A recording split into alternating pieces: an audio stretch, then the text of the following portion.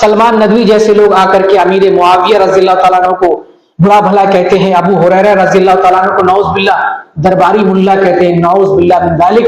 سب سے زیادہ حدیث ابو ہریرہ رضی اللہ تعالیٰ عنہ سے مروی، سب سے زیادہ 5000 سے بھی زیادہ حدیث کی روایت کرنے والے راویوں میں سب سے بڑا احسان ابو ہریرہ رضی اللہ تعالیٰ عنہ کا ہے۔ ان کو کہتے ہیں درباری ملا تھے، سرکاری ملا تھے، حدیثیں چھپاتے تھے، نعوذ باللہ۔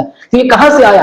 ایک زہر پھیلایا گیا خلافت و ملوکیت کے نام پر، حدیث کے انکار کا دروازہ کھولا تو غامدی، جاوید غامدی جیسا آدمی پیدا ہوا۔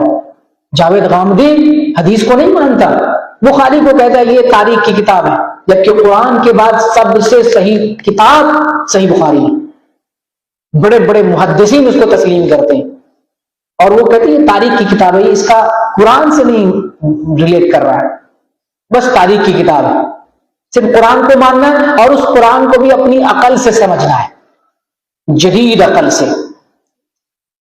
تو یہ دروازہ کہاں سے کھل رہا ہے؟ مولانا مودودی کے ذریعہ، کتابوں کو لکھ کر، افکار جو غلط افکار کو لا کر کے۔ میں آپ سے ایک مثال کے ذریعے سمجھانا چاہتا ہوں۔ جب نبی کریم صلی اللہ علیہ وسلم معراج پر گئے اور جب آئے تو لوگوں کو خبر دیا کہ میں معراج سے آیا ہوں، بیت المقدس گیا تھا۔ کچھ لوگ ابو بکر صدیق رضی اللہ تعالیٰ عنہ کے پاس آئے اور انہوں نے کہا اے ابو بکر، آپ کو پتا ہے آپ کے ساتھی کہتے ہیں کہ میں بیت المقدس گیا تھا رات میں اور راتوں رات واپس آ گیا، کیا آپ ماننے کے لیے تیار ہیں؟ وہ پوچھتے کیا یہ بات محمد صلی اللہ علیہ وسلم نے خود کہی ہے؟ انہوں نے کہا ہے۔ وہ کہتے ہاں یہ محمد نے کہا۔ کیا آپ کی عقل میں یہ بات آتی ہے؟ آپ اس بات کو مان سکتے ہیں؟ ٹٹولنے کے لیے، گمراہ کرنے کے لیے، ذہن میں شبہات پیدا کرنے کے لیے آئے تھے۔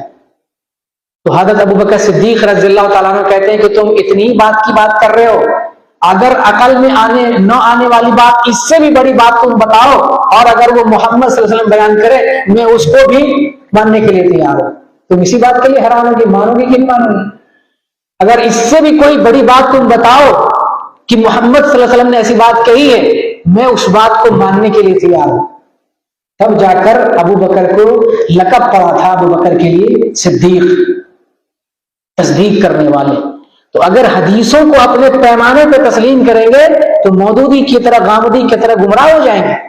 حدیث اللہ کی طرف سے، قرآن اللہ کی طرف سے، یہ وحی ہے، کتاب اللہ بھی وحی ہے، سنت رسول بھی وحی ہے اللہ کی طرف سے، اسے عقل پر نہیں پرکھنا ہے۔ صحابہ کرام کیسے ایمان لا رہے ہیں؟ نبی کو پانے والے، دیکھنے والے، نبی پر ایمان لانے والے، آمنا صدقنا۔ اور آج 2% کے مسلمان حدیث کو جانچ رہے ہیں، آلہ اور میتھڈ اور جو ہے تھرمامیٹر سے ناپ رہے کہ حدیث جو ہے صحیح ہے کہ نہیں، ہماری عقل میں آ رہی کہ نہیں آ رہی۔ تو یہ ہے انتشار، یہ ہے دین میں تفرقہ۔